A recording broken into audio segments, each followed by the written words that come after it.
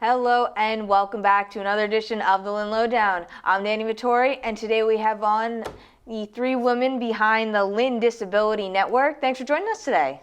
Thank you for having us. So I'm going to start off easy, simple question. So Lisa, we'll start with you. Just introduce yourselves and your title within the organization. Sure. My name is Lisa, and I do operations and overall advocacy for Lynn Disability Network. My name is Louise Dominique. I'm a founder of Lynn Disability Network. I'm Maria Riley. I'm also an advocate and the event coordinator. Great. So we'll just start off, for anyone who may not know, what is the goal or the mission of the Disability Network? Do you want to start with Louise? So our goal is to become the city in Lynn, because what we're seeing in the city for the person with disability.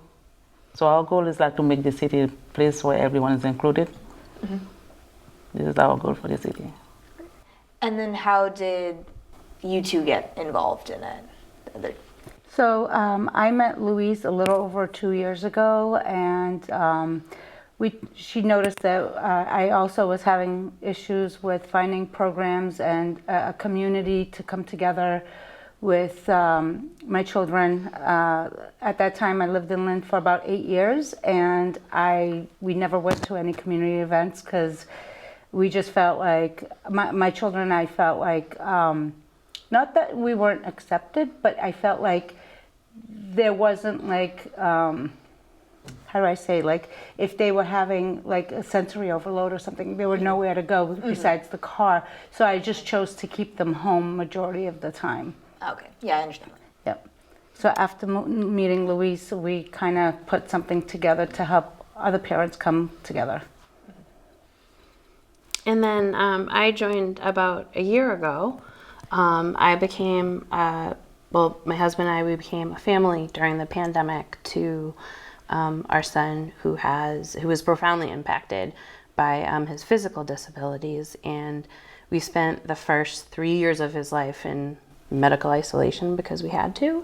But I first met Louise because one of the first things that my family went to as a family unit was December 2022. There was a sensory-friendly family event at Lynn Disability Network, and we just got to talking, and it just became a fit that it was destined we were kind of to work together to make the community a better place for not just families with disabilities, but anyone with a disability, their caregivers, their loved ones, their friends, just kind of create more of a community within a community. And you've mentioned it a little bit, but why is it so important to have these events where you do have the sensory-friendly areas, or you do have these things that others just may not think about if they're not confronted with it every day? What? I think it's important because you want to have everyone feel included and important, just as anyone else. Coming to these events, community events, tree lighting events, places like that, where you do have sensory rooms and a sensible changing area, to help everyone come together, not just those who can, but everyone together. Yeah, and I think also for everybody else in the community, when you see things and learn about these things that, you consider, well, not everybody that goes to this festival can attend because there's no place for them to be properly changed. There's no place for them to address a sensory need. And it's not just for autism. It could be an older adult that has dementia. They should still enjoy, a festival by the water. We just have to make sure that we have reasonable human-centric accommodations throughout the city for the full spectrum of humans. Yeah. Yeah, I agree, because this does happen to me sometimes when they have some activities I couldn't go because of meetings. So it's overwhelming, so I don't have any place to go, so I have to stay home. I have to look for the programs to go where I can find a place for him to be isolated from the noise, from the crowd. And one thing you did, which is incredible, you decided, well, we don't have a place, so we're going to make one. Mm-hmm. Yeah, that's the reason. I think that was the one thing that I mentioned when I joined with Louise is I went to one of the Northeast Arcs, and I said, we don't have any events happening. And they were like, what do you mean? We're having them. And I was like, but I'm just not seeing it. So I feel like the more we voice, the more people know. And we may be on our page a little in your face, you know, constantly promoting stuff, but it's just so people are aware and don't go unaware or find out last minute and then have to make arrangements. But I love everything that all the organizations do. We want to be part of it and be out loud and tell other parents, hey, we're here and we got you, we have your support, you have our support, let's work together.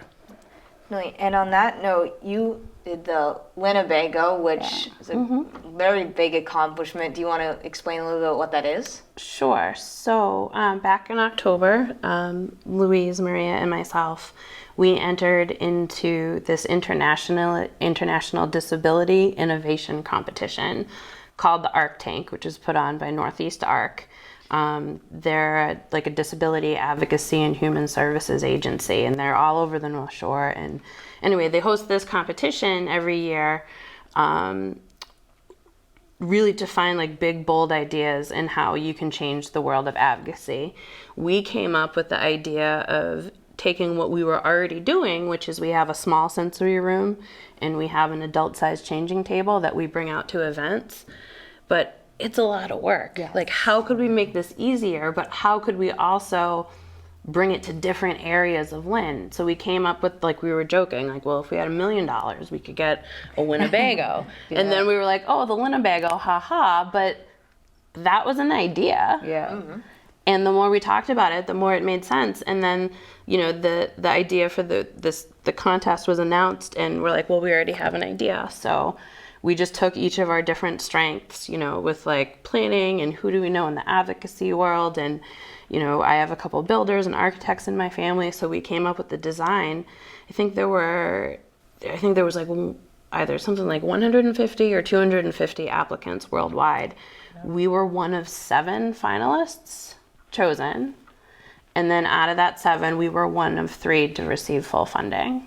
Which is incredible. Yeah, it's pretty great. Like, I think, well, you can have good ideas no matter who you are. You know, we were up against big tech companies, and you know, one of the other winners was Johns Hopkins University School of Public Health. Like, these are big institutions, but you can. You can't prove that wrong. You're like, yeah, you can. Yeah, but we really can't say we competed because it was such a fun. We actually had more fun. It was just the fact that we were nominated. I think that was the most exciting part, just to get. We were like the Goodwill Huntings of the evening, basically. We won fan favorite. Yeah. Oh yeah, #1, right?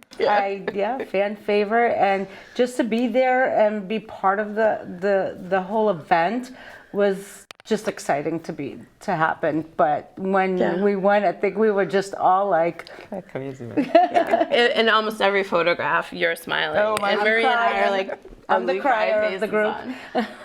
But yeah, so what we won was a $75,000 grant to bring this design to life. So what the design actually is, which is probably important to talk about, is the trailer itself is 1/2 sensory room, which means comfortable seating.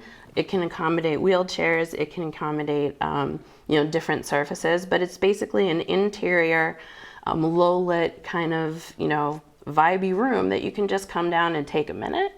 Yeah. And it's not just people with intellectual or developmental differences that can benefit.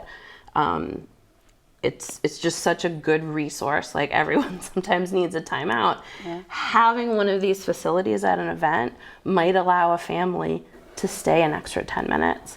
It might allow a family just to show up. And sometimes that's the goal when you have a family where someone in the family has, a disability that profoundly impacts them. So the other big design piece is that in the other half of the trailer is a universally designed accommodating bathroom, meaning it has a regular toilet, it has an ADA grade sink, running water, but it also has a power height adjustable changing table. So anyone of any size or age with any level of mobility, if they need to meet their toileting needs, where they're out enjoying the different things that Lynn has to offer, guess what? They don't have to stay at home. They don't have to worry about that. They don't have to think about how far away can I park if I have to go, because I have to go change in the car. Like, these are things that the average family probably doesn't think about until someone in their family becomes disabled. Yeah. So, And it is wheelchair accessible and yeah, fully Yep. ramp accessible. It's heated, it's air conditioned. yes. It will have an awning. It will, And it gonna will be have awesome. the braille for anyone that has braille signs, sign language graphics, and it will have in each segment of it on the outside, in each interior room, it will have the augmentative communication panels. Yeah. The little, they're kind of an internationally known like little rubric of pictures that nonverbal folks often use in speech therapy. So no matter where you are, you have a place to cool down, a place to address your needs, your physical needs, and then also a way to communicate effectively in the community. Definitely. And I said, oh, that sounds amazing. And I do have to wrap up in one moment, but one other thing you wanted to mention too is if anyone wants to make donations, you now have a live link for that as well. Yes. Yes. Right on our Facebook page, there's a link to donate.